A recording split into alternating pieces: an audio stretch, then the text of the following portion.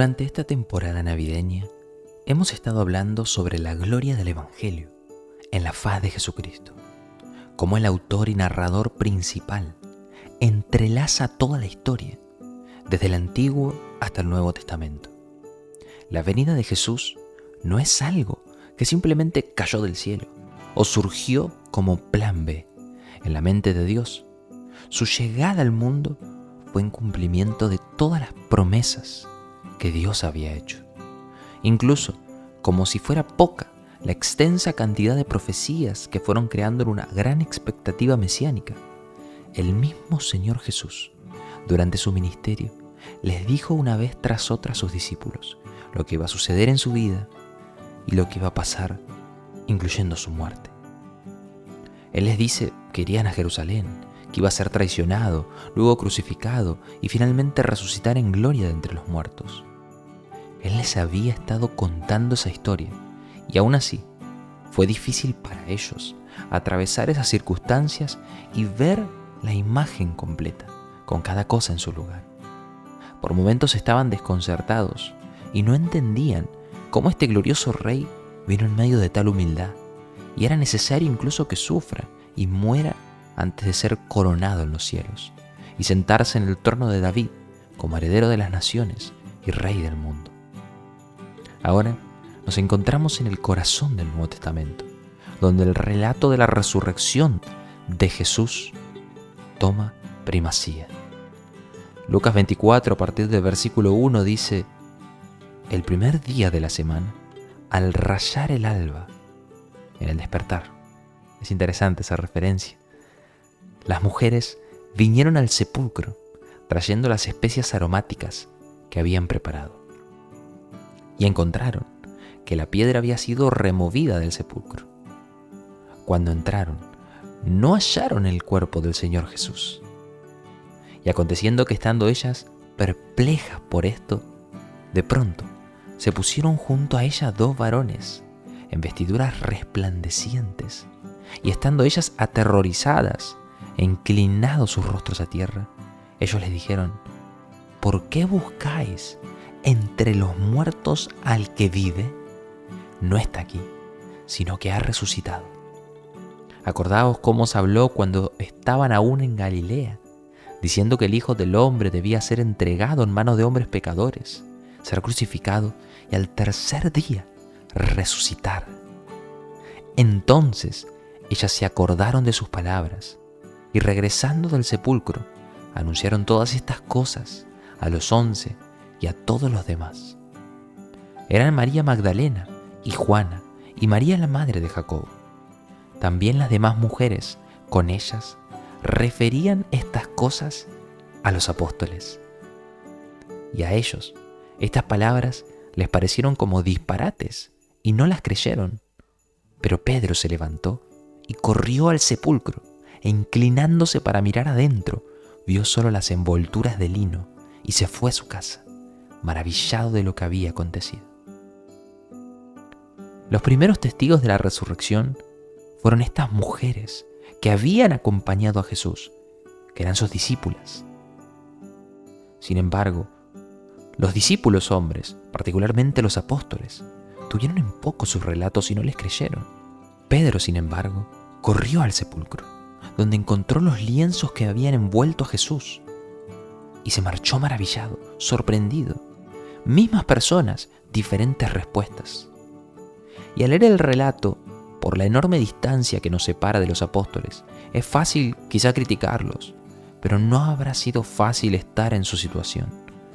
Ellos amaban a Jesús, y en parte su incredulidad inicial es comprensible, porque acababan de atravesar, como testigos directos e íntimos amigos de Jesús, su brutal crucifixión. Una experiencia traumática. No están uniendo los puntos y pensando con claridad. Ellos están choqueados, impactados por los sucesos recientes. Pero la historia no termina ahí, porque el sepulcro vacío no era el final, sino el comienzo de una nueva era. Esa resurrección representa el triunfo sobre nuestro mayor enemigo, la muerte. Jesús ya había demostrado su poder sobre la muerte durante su ministerio, resucitando de entre los muertos a una niña, a su amigo Lázaro, entre otros.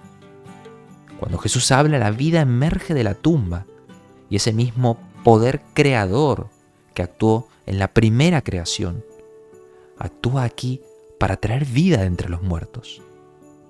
Pero ahora, la resurrección que Él efectuó sobre sí mismo no tiene punto de comparación con estas otras resurrecciones. Lázaro volvió a morir. También otras personas resucitadas por Jesús, los apóstoles o los profetas.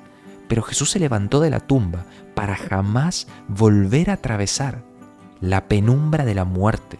Él resucitó en gloria, vestido de inmortalidad. Y habiendo vencido, como nos dice Apocalipsis 1, Él tiene las llaves de la muerte y el Hades. O como se nos describe en Hebreos 2, a partir del versículo 14.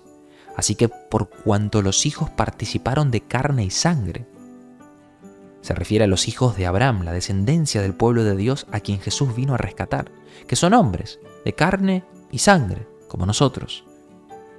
Él también participó de lo mismo. Es decir, Jesús también participó de carne y sangre, se hizo hombre. ¿Para qué? Para destruir por medio de la muerte, su muerte, al que tenía el imperio de la muerte, esto es, al diablo, y librar a todos los que por el temor de la muerte estaban sujetos durante toda la vida a servidumbre. Este hecho, la resurrección de Jesús, transformó el curso de la historia para siempre. De hecho, la comisión original de los apóstoles tenía como parte vital que ellos sean testigos oculares de la resurrección de Jesús. Él les dice, antes de ascender a los cielos, y seréis mis testigos en Jerusalén, en Judea y hasta lo último de la tierra. Y cuando leemos el relato de los sermones de Pedro o de Pablo, ellos colocaban como pieza central la resurrección de Jesucristo de entre los muertos. Lamentablemente, hoy la resurrección no tiene quizá la fuerza y énfasis que en tiempos de la iglesia primitiva.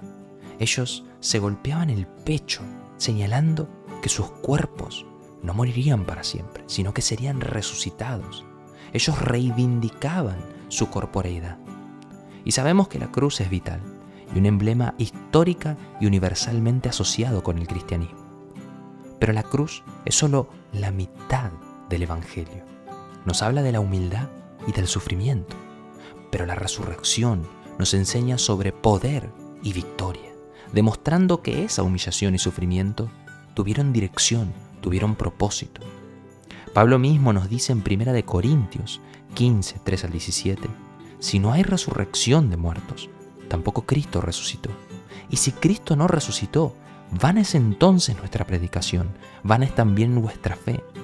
Y somos hallados falsos testigos de Dios, porque hemos testificado de Dios que Él resucitó a Cristo, al cual no resucitó, si en verdad los muertos no resucitan, porque si los muertos no resucitan, tampoco Cristo resucitó. Y si Cristo no resucitó, vuestra fe es vana, y aún estáis en vuestros pecados. La resurrección es clave para nuestra fe, porque marca el inicio de la nueva creación, el resurgir de la muerte del nuevo Adán, Jesús, que es el primer hombre de la nueva humanidad. Jesús es el primer fruto, las primicias, el primogénito de los muertos, la prueba fehaciente del poder renovador de Dios que inundará toda la creación algún día y nos transformará a nosotros los que creemos. La esperanza de la resurrección es la esperanza del Evangelio y es uno de los elementos distintivos de la fe cristiana. No anhelamos una existencia incorpórea en alguna otra dimensión. No desestimamos la buena creación material que Dios hizo como si fuera de menor valor que lo espiritual. La resurrección es la vindicación de nuestros cuerpos, de la corporeidad de nuestra existencia, la confirmación de que Dios quiere reorientar el mundo, transformarlo y no destruirlo. Por eso, nuestra esperanza no es flotar en una nube en el cielo, sino recibir nuevos cuerpos que no conocerán la muerte jamás, vida eterna en la creación restaurada de nuestro Señor Jesucristo.